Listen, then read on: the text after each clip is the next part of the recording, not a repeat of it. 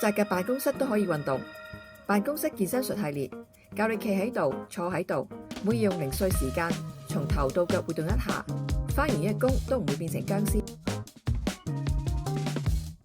我哋脊椎由一節一節嘅骨骼搭起嚟，壓力連續性一節一節咁傳落去。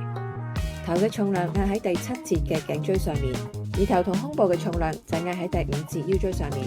最終全身嘅重量都會傳到足底，再傳到地面。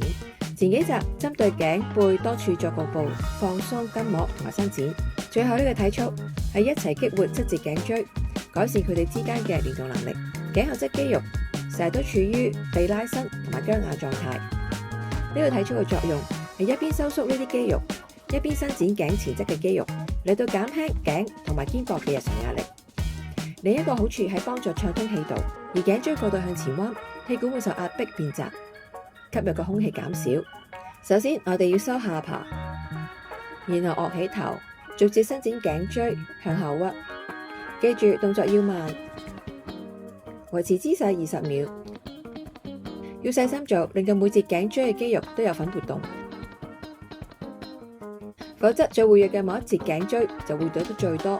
對於唔係成日移動頸項或者頸嘅肌肉比較敏感，可以用毛巾圍喺頸後面，或者以雙手扶持去輔助個動作。